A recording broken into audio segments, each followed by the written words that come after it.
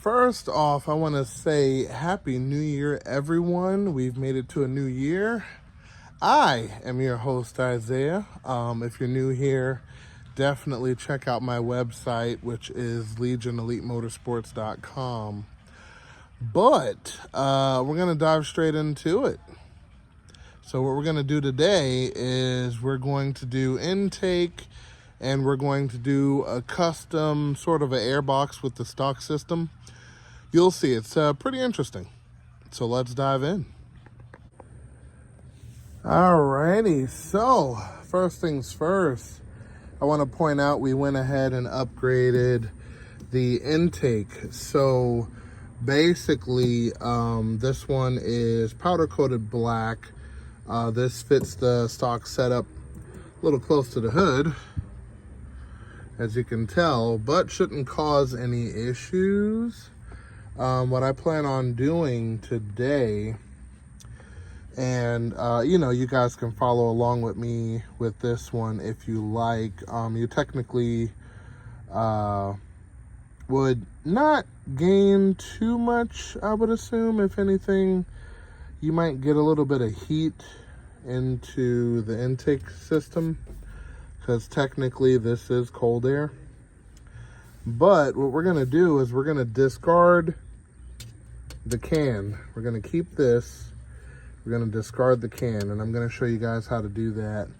Okay, so first things first, we're going to take off this intercooler piping right here. We're going to unplug this one.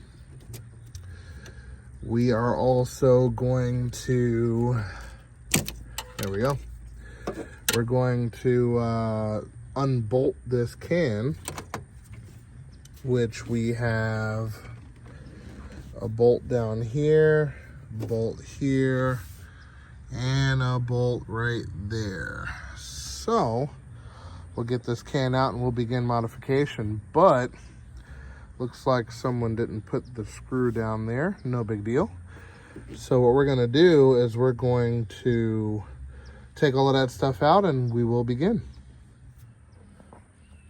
Okay, so once you get to this point, basically what you're going to want to do is you're going to want to make sure that you unbolt the catch can, which is two 10 millimeter. Which are these guys here that bolt up right to that part. So once that's done, you want to make sure that you basically take the can, because this is what we're going to be modifying, and when you're going to flip it over, right? And on this side, you'll see 4 screws. Those are very important. I'm going to show you why in just a second. So we're going to take this, unbuckle it. Technically, you're not going to need these anymore. Technically. All right. Nice, beautiful can in. Okay, now I want you guys to pay very close attention. You see down here, it has these 3 clamps. That is what's going to hold your filter. See? So, your filter goes 2 to the bottom, 1 to the top. So it goes in like this. Locks in. So what we're going to do is we're going to take this locking mechanism out, and we're going to utilize it in a slightly different way. So let me get a Phillips, take this out so you can see exactly what I'm talking about. Okay, so this is the 4 bolts. Sticks up pretty good. Usually I would take these off, cut them off or whatnot, but I'm gonna leave the owner with options. If he wants to go back, he's able to. But anyway, so we move to the front here. Now, these prongs need to be bent outwards. Just, just a little bit more tension. You don't need to go crazy. You don't need to change the shape or anything. They just need to be bent to get a tighter grip on the filter. So we take the filter, Boom, you see?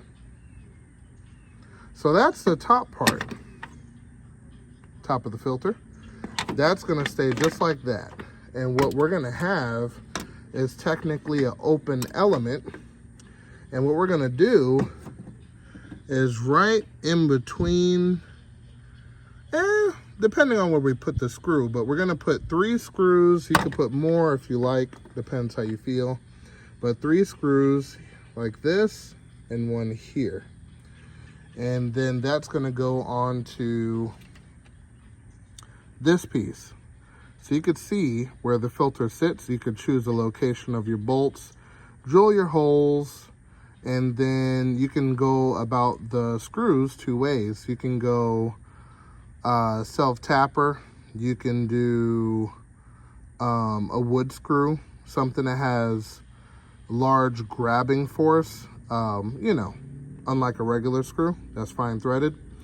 And we're gonna basically take it from there. So I'm going to make the holes in this one, bolt it to this filter, and we're gonna connect everything back, and we're gonna see how it sounds. So this is gonna make a huge sound difference if you aren't aware. Basically, the metal can muffles all of the sound, all of the turbo noises, blow off, what have you. But now that we have a blow off valve, that'll be the main blow off. I'm gonna show you guys in the future what it sounds like without a blow off, which how these cars come standard. So let's get to this. We're gonna make our holes and take it from there. Okay, so as you can see, we have our 3 holes, and to know if you did a good job, you'll see the filter on the other end, like so. Yep, so you can move it around, put it exactly where you want it.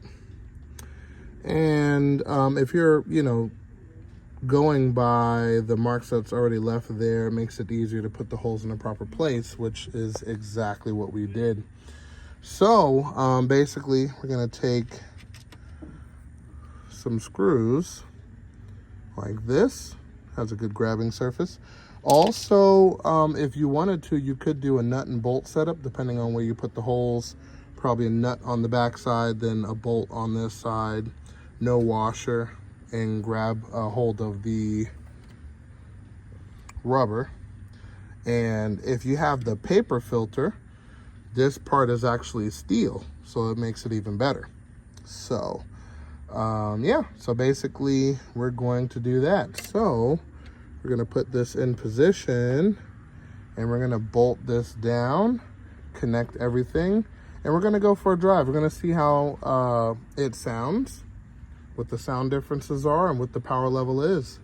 Should gain a little bit more, a decent amount.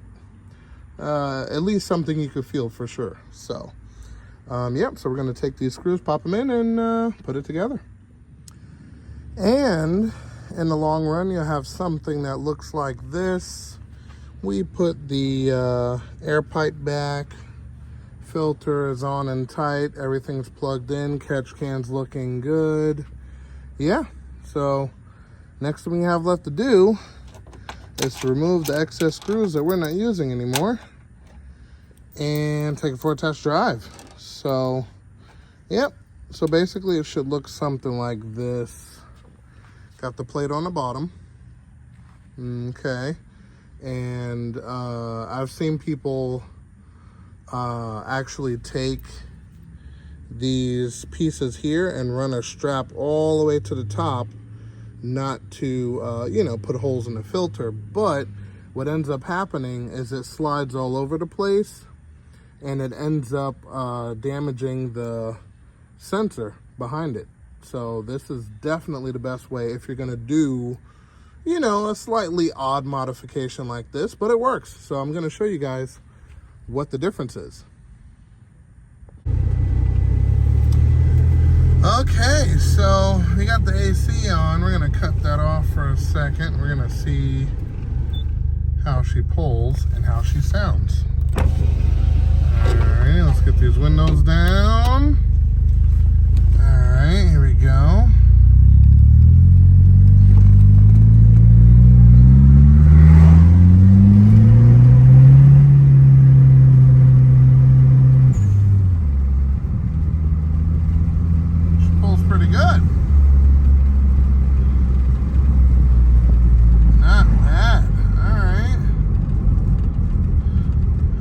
temperature looks great.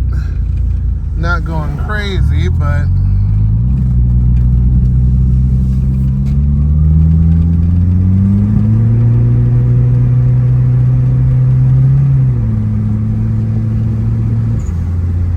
oh yeah. And that's what we do it for. Get that sound, get good boost, and it comes out perfection.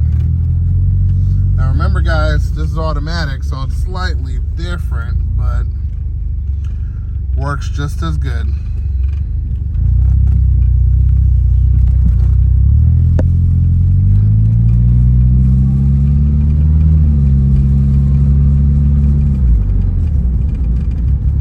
Oh yeah, perfection. All right, well, that is how she rides. And yeah, we can call it right there. And with that being said, we're going to call it an episode right there. Hope you found it useful and somewhat helpful, some way, shape, or form. If you're new to the channel, welcome.